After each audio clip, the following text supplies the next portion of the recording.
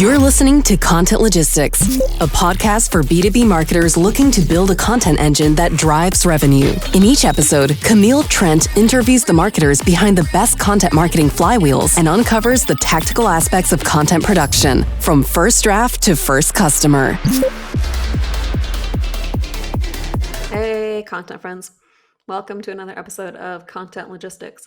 I'm your host, Camille Trent, and this episode is brought to you by my good friends, Tristan and Justin over at Motion.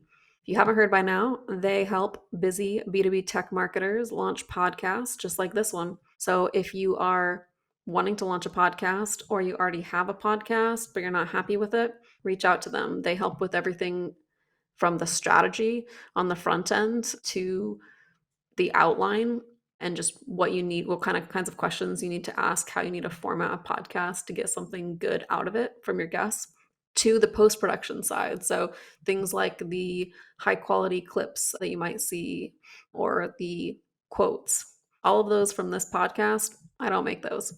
Motion makes those. So if you are looking to do any of those things, definitely check them out. I don't know what else to say. Hire them. All right, today my guest is Chris Walker. He is the CEO of Refine Labs.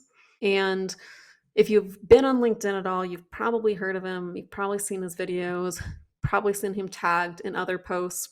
He's prolific there. And part of the reason for that is he's been able to operationalize content in a way that doesn't suck. It's actually very good. And so he's going to walk me through what you need to build a content engine that works. So without further ado, let's kick this off. All right, Chris, thank you for coming on. Longtime listener, so it's weird to be on the other side of the microphone this time. Great to be here. Yeah, I'm thrilled to have you. We're going to dive into the logistics of content marketing and specifically content marketing strategy, which is where it all breaks down if you don't have the strategy in place or you don't have the team in place. So you had a post the other day that was talking about why content marketing should be in-house. And you said it was one of your highest performing posts. That's partly unsurprising because Content Marketing Institute published this study that was talking about how content creation is one of the most popular things for marketing teams to outsource. It was like 3 times more popular than content distribution. And yet we keep doing it. But you have another perspective on the creation itself, or at least the expertise needs to happen in-house. Tell me a little bit about that, where that post came from, and your philosophy on content creation being in-house. Totally, yeah. And I love to separate between the actual strategy, like who are you communicating with? What's your unique point of view? Do you understand those people? So like strategy versus like the production framework. And then we have distribution. So I actually break it into 3 things: strategy, creation, and production, and then distribution. And so the part that I was really talking through in the post was in the strategy and creation buckets. And the reason that I believe that you need to create content in-house at this point in order to be successful long-term is because there's really no other way around it. I don't know what to say, having done it at multiple companies, and then just the idea of considering outsourcing it, you lose a lot of key things.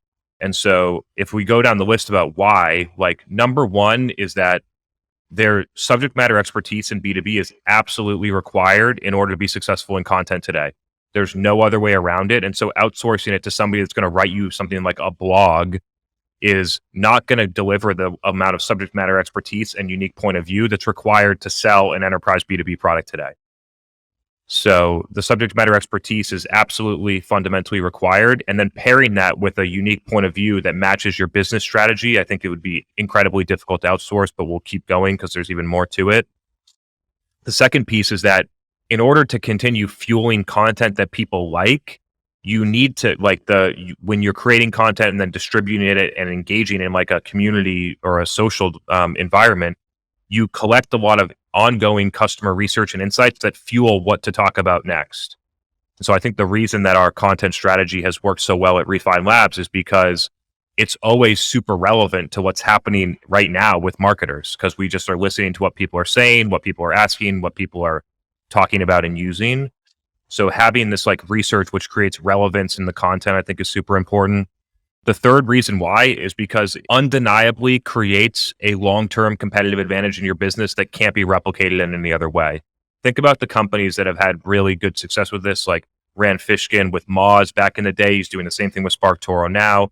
Obviously, my company, but you can look at like other examples, like Gary Vee's obviously an example of someone that's done this well. And there are plenty of other executives that have, or it doesn't even have to be an executive. There's some people that are in sales tech that are like SDRs that are doing the same thing, that are able to create even like in B2C, like the State Flow, the Progressive lady, it's the same thing. You know what I mean? There's somebody that is attached to the company that creates some level of relevance and consistency with the brand.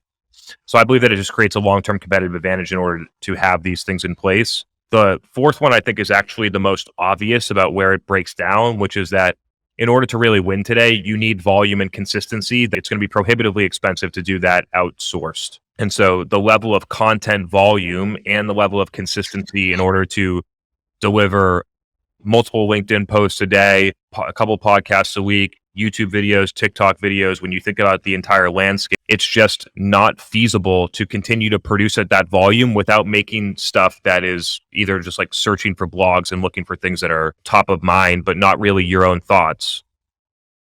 And then the last piece that I think is super interesting is the ability to use content to test messaging and ideas. And so we do this a lot here where there's like certain concepts that basically like the concepts get created in real time because the audience is asking questions and then you providing answers to them. And you have this interesting back and forth dynamic where when people don't understand things, you can rapidly clarify messaging. And that can help in product strategy, that can be flow down into sales and marketing messaging.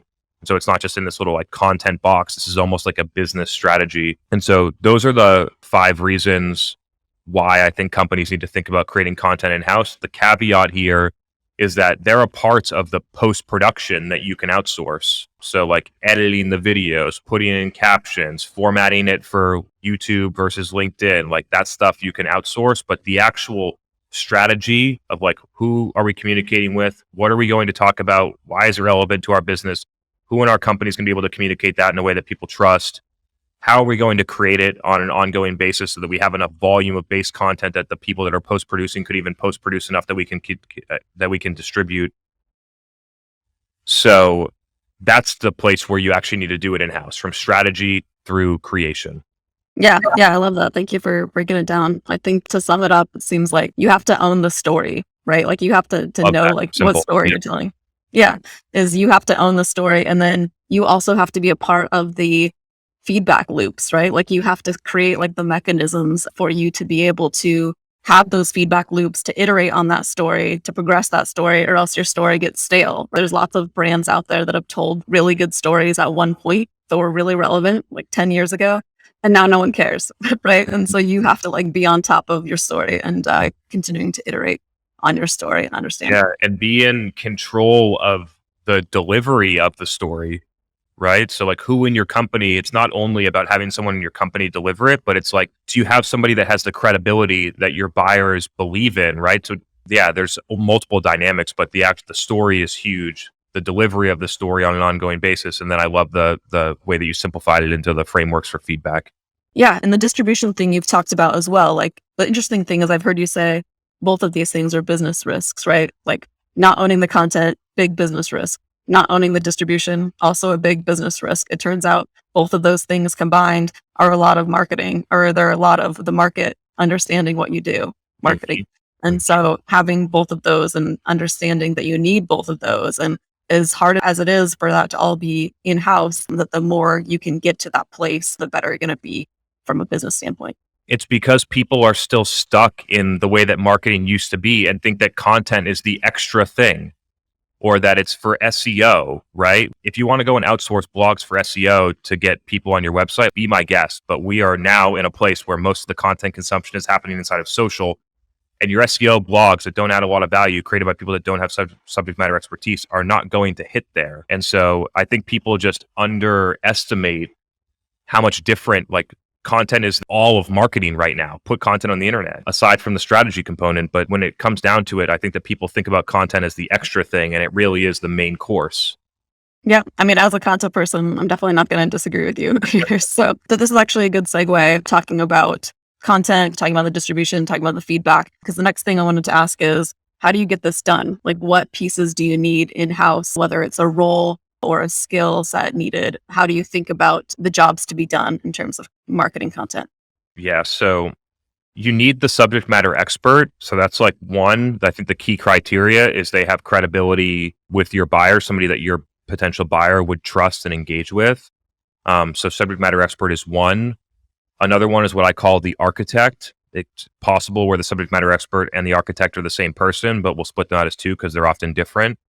The architect is the person that is getting customer insights, that is solidifying the story, that is orchestrating the topics that are being talked about, that is managing the distribution, that is collecting the feedback, basically the leader that's orchestrating the entire thing. I see a lot of companies not have that in place, so it sort of feels disjointed in the distribution and the creation. So having someone that can be like true architect of the entire strategy is big. Next, and this could essentially be like one like marketing manager level person, but I'm happy to kind of like break them out so people have context about what's actually being done. You need someone that's able to run the events. So we use a framework to create content that is recorded live events because we get live questions from the audience. We get real-time feedback. It doubles as an event strategy and potentially an influencer strategy. And so there's a lot of benefits to why we've done it that way, but somebody needs to actually run the events. You have this like whole post-production, which could be one person, it could be outsourced, it could be an internal team that is typically video editors. So we use base content of typically video for social.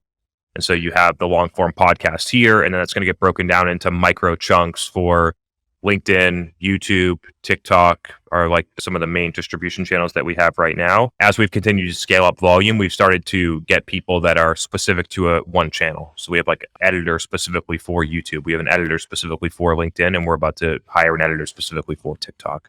So you have people that are like basically responsible for the post-production of the assets that then what we do is they're delivered back to the subject matter expert who will then post them through their own profile on those platforms.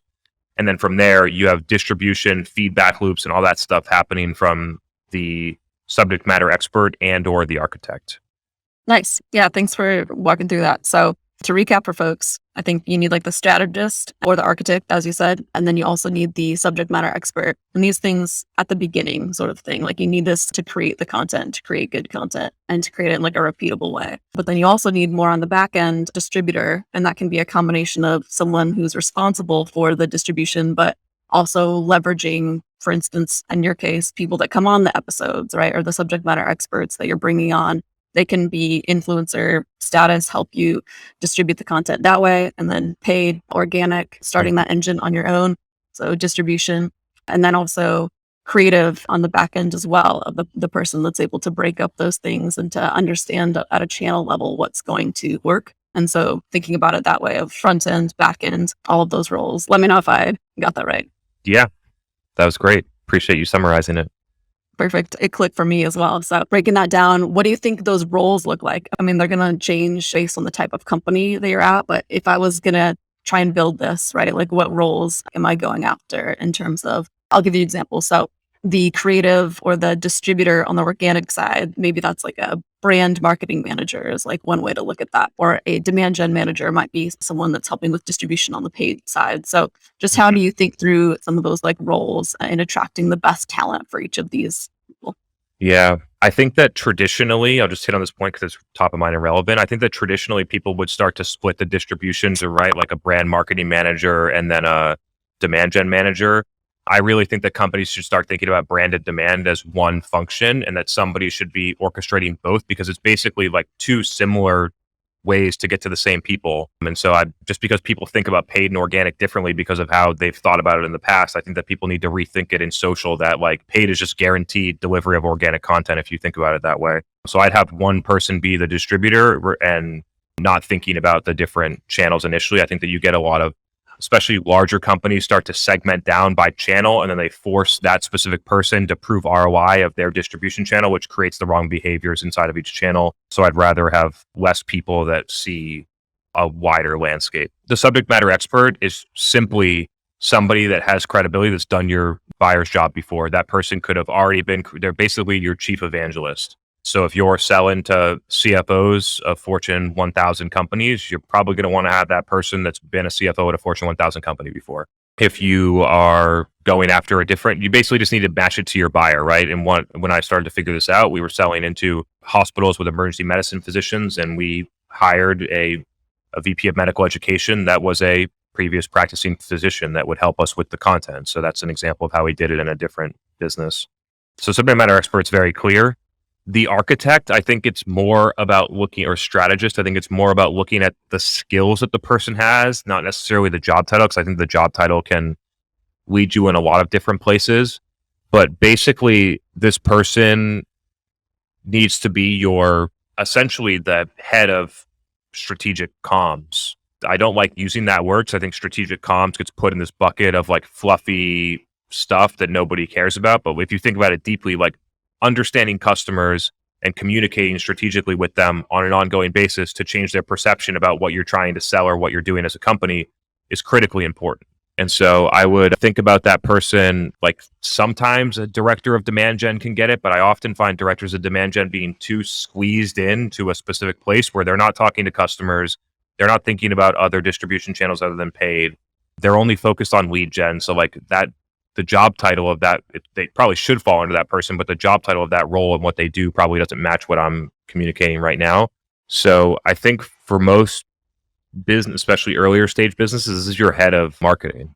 And then you have this post-production people. Typically what I'm looking for here is a creator, somebody that can produce, shoot, and edit all in one. So somebody that can do everything from the beginning to the end of video production. That's what I'm looking for because they're more versatile and we do a lot of live filming with our events and things like that. And so for post-production, I'm typically not looking for an editor. I'm looking for a creator. And then on distribution, I mentioned at the beginning, I'd be looking for like one person to own the distribution of the content on how it flows in both paid or organic across a lot of different channels. I think what people confuse here is that you don't actually need to be everywhere in order for this stuff to work. For like the first year that I was doing this and growing my company, I only produced content for LinkedIn. And then after that, when we were organizationally ready, where we had a good content framework, we were able to invest in resources. Then we added live events and a podcast. Then 6 months down the road, we added YouTube. Then 6 months down the road, we started to add TikTok. And so I think people overvalue being everywhere, which spreads out focus and resources and energy, and you actually get nowhere on everywhere. Nice. Okay. Let me dig into that one a little bit more. So if you have nailed down the creation part of it, would you mess with just trying to distribute it on several different channels at the beginning, or you're saying you would wait a little bit until you've nailed down one channel? So I think that it's important to have multiple, what I call experiments running when you don't know what's going to work. You got to make an educated guess. Honestly, when I did it on LinkedIn, for example, the educated guess that I made is, hey, I see other people out here like Dave Gerhardt and Justin Welsh and other people that are posting content and getting thousands of likes on their content about marketing and sales. So clearly there are people out here that like marketing and sales content that's driven toward high tech or high growth companies. So just because they're doing it, there's a signal that like this is a channel that I should probably invest in more than another one at that point in 2019 than like TikTok, for example. And so you should be able to, as a company, make educated decisions on like the top 2 or 3 opportunities in the market for you right now. And then from there, I would recommend having a couple of experiments running with the goal of figuring out what are the positive signals in one channel that I'm looking for, which could be, for me on LinkedIn, it was people inviting me onto their podcast. It was CMOs sending me DMs saying, hey, that content was really helpful. It was people asking me if I would do a speaking engagement for their marketing team. It was people that were starting sales calls with us saying, I was reading your LinkedIn post or watching your LinkedIn video, and then I was thinking about this. Those are the positive signals that I'm looking for. The thing that people need to shift here is that all of the signals early on are qualitative, not quantitative. And so you need to be able to shift what you're actually looking for at the beginning to achieve the positive signals, which are the early indicators, which would then push you of saying, okay, for right now, LinkedIn is working clearly. I'm going to push these other 2 to the side, which for me was podcast and Instagram. I'm going to push these to the side. I'm going to focus on LinkedIn. I'm going to actually get this to really work. I'm going to truly and I think that if you look at LinkedIn, I'm probably one of the people that have made the platform work the most out of anyone in the world over the past 3 years. And so I feel like a lot of marketers do stuff, but only scratch the surface, if that, on the actual impact of a channel because they never go deep enough. And then when you're actually going real deep, you see tons of immense benefits. And then you add the next, once you have a clear path to scale on LinkedIn, which is we know how to create content every day. We know the content resonates. I have a cadence where I can publish that every day. Now let's work on events. Now let's work on the podcast. And that's the framework that I use to scale marketing programs, whether it's organic or paid. Find one, get the positive signals, prove that it's repeatable, operationalize it, then scale it. While it's scaling, start running experiments to figure out what the next one will be. Yeah, thank you for pinpointing when. I think that's where a lot of content marketers and marketers in general get overwhelmed or make mistakes is when they try and jump into other things before one thing is working, right? And so to summarize all of what you just said, don't jump into something else until your one channel or your one bet is working well, or at least you've confirmed that it's not going to work. 100%. So let's dive into the logistics of content creation itself. We've talked about it quite a bit, but there's one thing that you've mentioned in the past that I wanted to dig into, which is like forcing functions within content creation. So for instance, at Refine Labs, you have a show that you run every Tuesday, and it's been that way for a while, right? And so you have a strong belief in forcing functions or some sort of like due date on these things that keep a steady cadence like of content rolling. So if you can go into that part of content creation and the importance of it. Yeah, we'll be recording episode 98 of our Demand Gen Live tonight on Tuesday. And we started that during the first week of the lockdown of COVID in March of 2020, and have continued to use that as a anchor that we know that 100 or more people are going to show up every week. So I'm not just going to like at 3 p.m. in the afternoon be like, oh, I don't feel like it tonight, I'm going to cancel it. And so it creates accountability for us to show up, to produce a good event, to think about the topics deeply, which then allows all the other stuff, which is then once you do the event, it's the feeder for all of the other content. So we started with that pillar. I call them content, like recurring pillars. So then you have that one. And then we've added a bi-weekly that happens on Thursday at noon. And so you can see the sort of like the strategy here, which is we have a Tuesday at 7:30 p.m., which is difficult for most of the outside of the US and Australia. So we get mostly US and APAC on our Tuesday night events.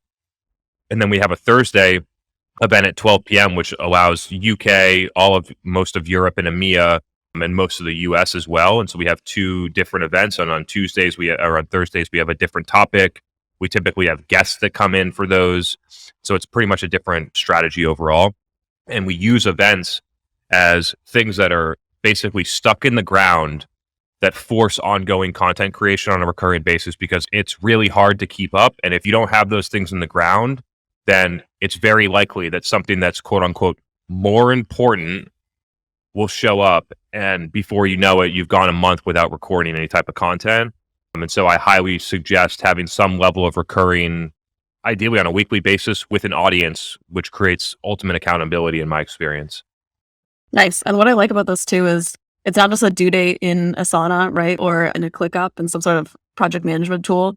Like people are waiting for you to show up. Like you've said, I'll be there live. And so in that way, like true accountability, and that other people are expecting you to be there. And so you have to be there, right? So that being the difference between this and I think some similar strategies.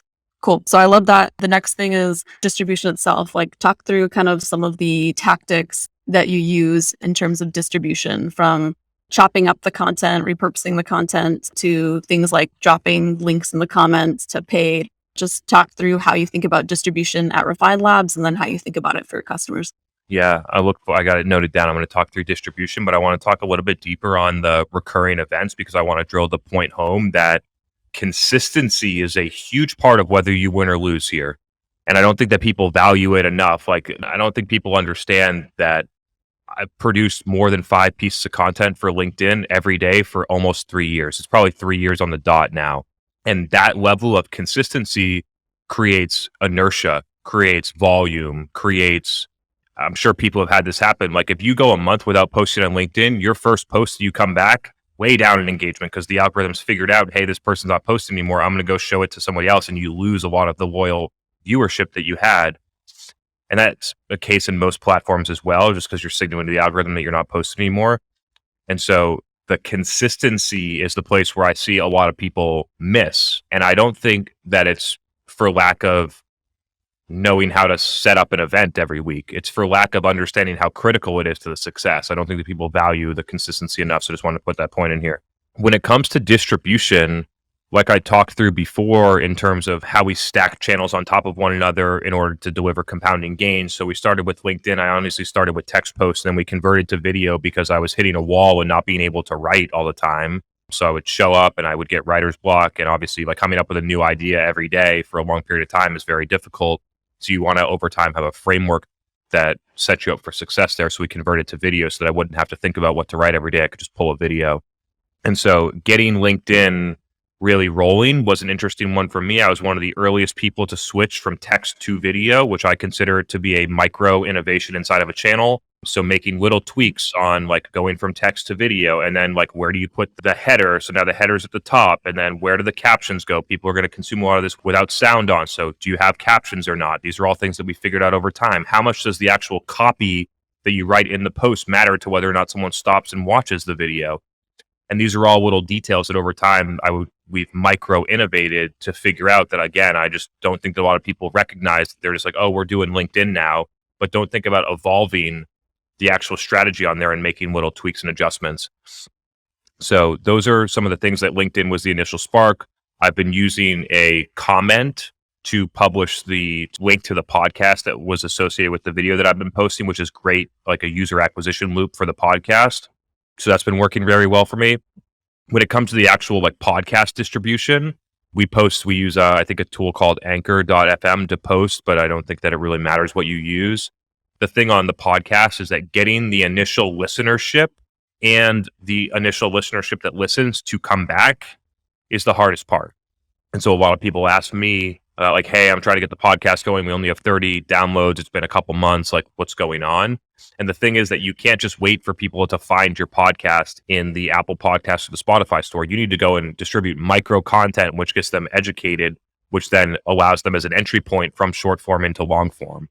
So LinkedIn was that vehicle for us. And then once you start to get that going and you deliver, so you have hundreds of people listening to the podcast and hundreds of people that are listening to it and like it, then those people are going to share it and tell other people. And then you get this like word of mouth loop. But a lot of people don't get to the level of either getting 100 people in there, but more importantly, getting 100 people that like it and want to share it. When you think about, I'm not sure exactly how you wanted to ask me to answer the question, so I'll just continue on. From a YouTube perspective, we'd rip basically the raw long form that we would use on podcast and use that with video for YouTube. It's honestly not a like picture perfect strategy for YouTube because people are monitoring watch time and things like that. I honestly just don't, just like I do with my video on LinkedIn. Like if I cared about the platform's algorithm that much, then I wouldn't post video on LinkedIn. And so the same thing on YouTube. Some platforms like have certain things in the algorithm. It doesn't mean that you have to follow all of them. It doesn't mean that you should follow all of them. And so we have a long form video. We also publish 3 short form videos that are more like topic centric that go out on YouTube that are optimized to get maximum watch time. And now I'm starting to experiment with TikTok quite a lot. I mean, that's been an interesting journey it's the dynamics of the platform are very different than LinkedIn or Instagram, pretty much any other one that I've been a part of because of the setting and like the interest based of how it gives content to people. So that one has been interesting to test and figure out. Yeah. So the visual that always comes to mind when content strategists or marketers in general talk about content, and especially the way that you think through content, is distribution. There's like a packaging portion of it, right? Like you have your subject matter experts that come up with the raw content, right? But it needs to be processed somehow. So like the next step is like either the strategist or editor that's like processing this content somehow, and also like packaging it for distribution. So you're talking about things like captions and things like just putting the link to the larger content in the comments, like all of these like micro adjustments that you made that help like package content for distribution that make it sort of viable like for the market, right? And so literally thinking through like content logistics, like that's like the picture that comes up in my head that may or may not be helpful for other people, but just wanted to bring that up of like it can truly like be the sort of like assembly line process as long as it's starting from the right place of subject matter experts and your actual like business goals at the beginning, right? There's no point in, I want to emphasize this for people, there's no point in processing and packaging like bad content, right? Like you can adjust and pretty up like bad content, but it's not gonna help you like hit your goals, right? And so distribution, hot topic right now, like everyone wants an easy out, I think, and content distribution sometimes feels like that of like, oh, like we can just take our content and we'll put it everywhere and people will love us, right? And it's really like appealing to me, right? It's appealing to anyone. But the hard part, like the really hard part is like creating really good content at the beginning. Once you like nail that, content distribution becomes a lot easier because you have something that people want. And it's just a matter of like putting it in a format people want. So still a skill nonetheless. I'll give an interesting story here. So the first things that I did when I started my company was I wrote 4 huge blogs. It was one about pipeline velocity. It was one about how medical device marketing is so stale. And there was a couple other ones. I spent probably a month writing 4 blogs. They were huge and it was great content. And then I took them, obviously they're optimized for SEO, and I share them on LinkedIn, and like 7 people actually went and looked at it. And then what I did was I started taking a paragraph from the blog, which there were probably 50 to 100 paragraphs in there. I took a paragraph or an idea from the blog and I put it into LinkedIn, and I started blogging on LinkedIn. And it worked way better. And so just because you make good content doesn't mean that it's going to work. Like the distribution actually is super important. And it's crazy if you could think about how many companies right now write blogs that nobody ever sees. None of their actual buyers ever see. And just thinking about doing things a little bit differently. Another thing that came to my mind is that in order to make these like micro adjustments, you got to be okay with doing things that no one's ever done before and be okay with failing. And failing is nothing more than trying something that no one's ever done before and learning something that no one else is willing to learn. And so like you create massive gains and things like that. Like a lot of the stuff that I've done, like nobody paved the way on how to do this on LinkedIn. You got to figure it out on your own.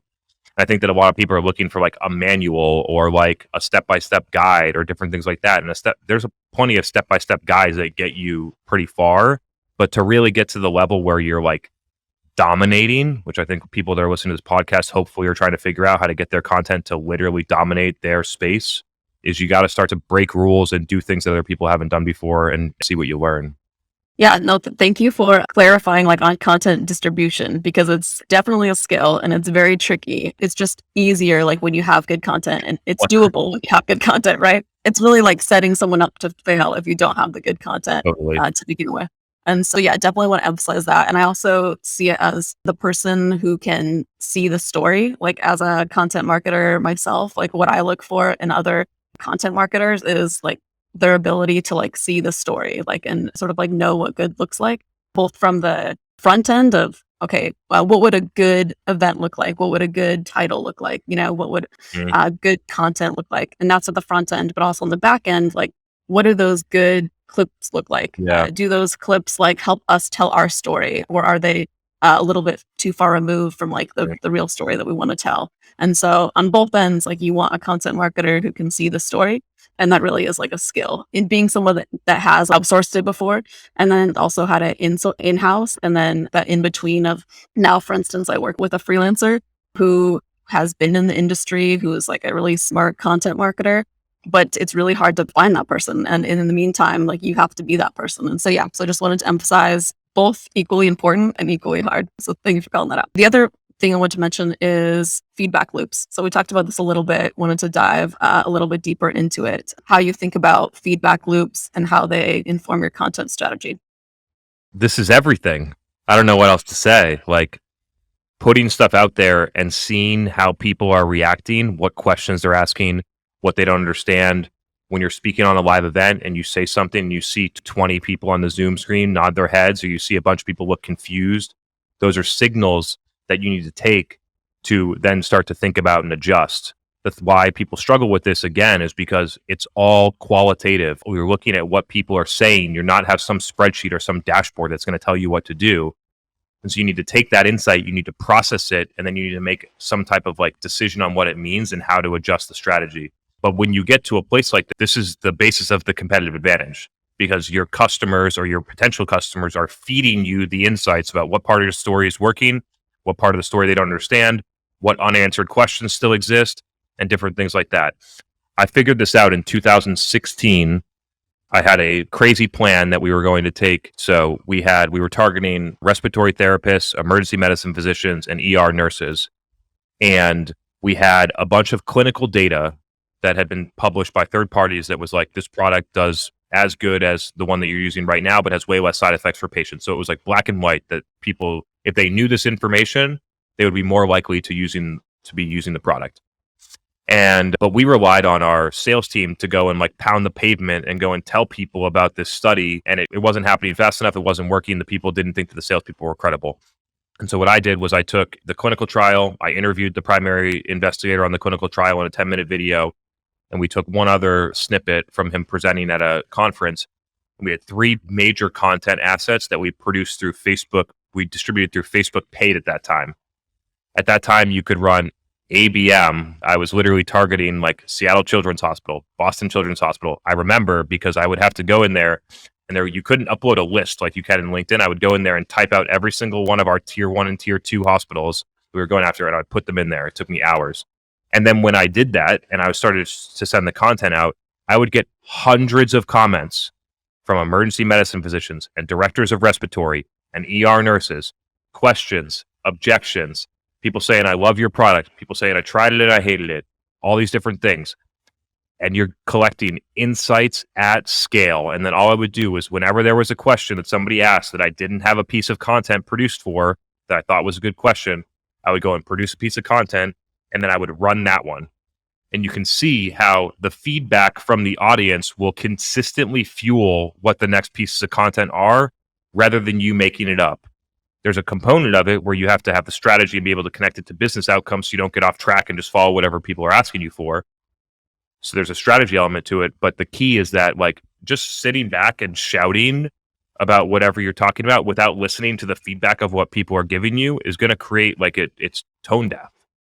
And so I think that the feedback loop, if you like, you actually need to be pretty far, right? You have to figure out how to produce content. You have to figure out how to distribute. You have to probably do it for a consistent period of time before people are giving you this type of feedback. But then once you do, it's the weapon to getting it to dominate. Let's put it that way. Like the insights not only drive your content strategy, it can drive your pricing strategy, product marketing and messaging, your go-to-market strategy, your product roadmap, tons of different things, because you basically have a live like customer advisory board in front of you every day. You don't have to pay them. You don't have to fly them anywhere. You're just getting insights from them. So yeah, I feel very passionate about the feedback loops.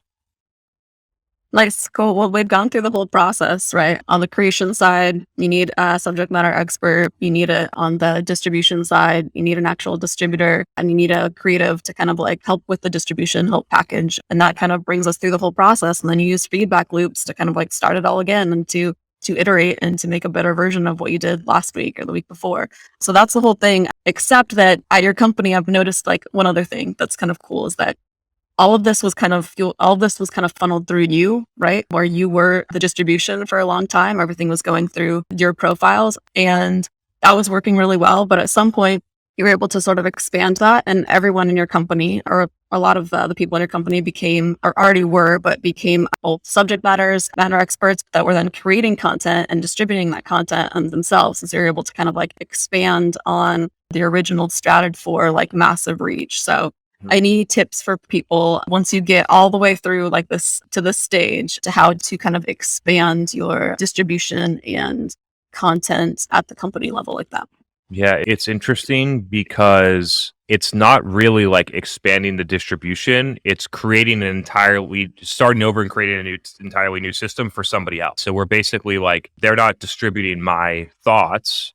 They are creating their own. They're basically the architect, the strategist, the distributor. We help them with post-production, but they're sort of like running their own model, which I believe creates variety of thought. It creates a lot of freedom and flexibility for people to talk about what they want.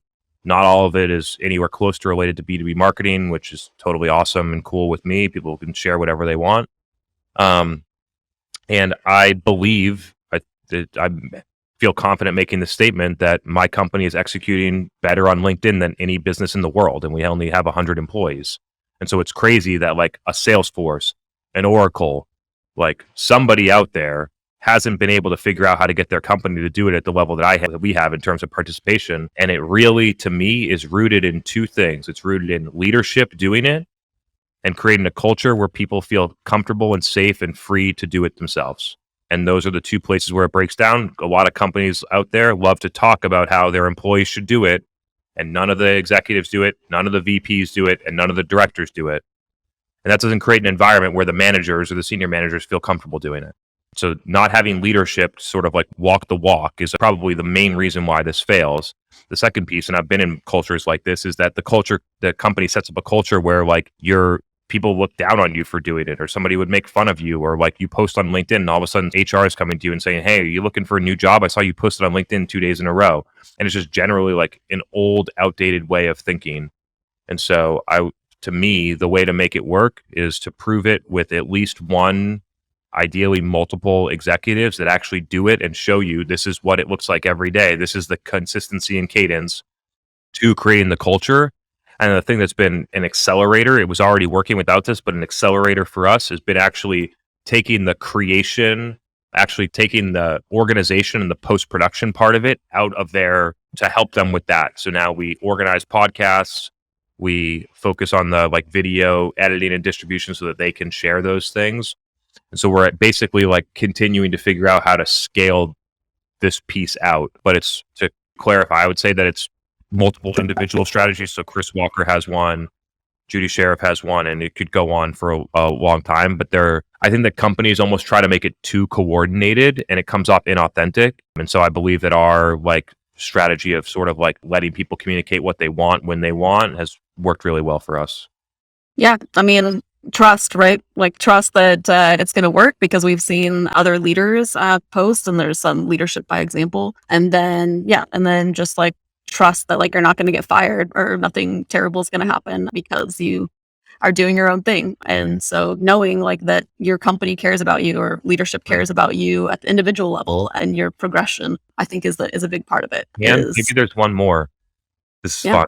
Maybe there's one more where it's like most companies, like I mentioned before, this is just literally the truth. If the listeners listen to this and you think about your leadership at your company, most companies think that LinkedIn is not a core thing. It's an extra thing that we do sometimes when we have time. And in my company, we believe that LinkedIn, podcasts, and community are the number one things in the entire business.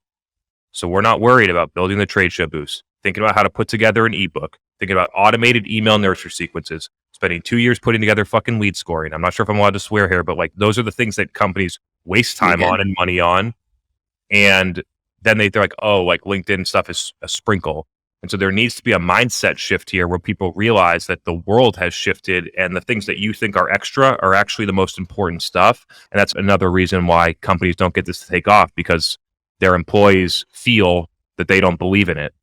And if they don't believe in it, then they're not incentivizing the behavior. That behavior is not going to get rewarded. And then you don't get the behavior that you want. Nice. Well, that was the perfect little mic drop to wrap this up. So let me know though if I missed anything, if there's any other Chris Walker takes that we need to get on this show before we wrap. You got me on that last one. What it takes in order for this to be successful. I think that people dramatically underestimate it, especially when you think about not just one person doing it, but it's scaling out across a lot of different employees. I have CMOs come and talk to me all the time. And they're like, forget all this other stuff that we're doing. We're going all in on LinkedIn content marketing. And I was like, nobody at your company has posted in the last 30 days. You think that you're just going to switch this on and not do anything? And meanwhile, you have like an $8 million marketing budget that's being wasted on shit that's not working. And so, and even then it's like, we'll just keep running the $8 million and waste it. And then we'll think about how to put LinkedIn on top, rather than like fundamentally rethinking your marketing strategy and rebuilding it from the ground up, which honestly, I think would benefit a lot of companies. I think a lot of companies, if they started with a blank slate and they considered what their buyers need today, at least half of the budgetary expenses and half of the activities that they do would be deemed irrelevant or ineffective, and they could spend that money and those resources doing things that actually work today.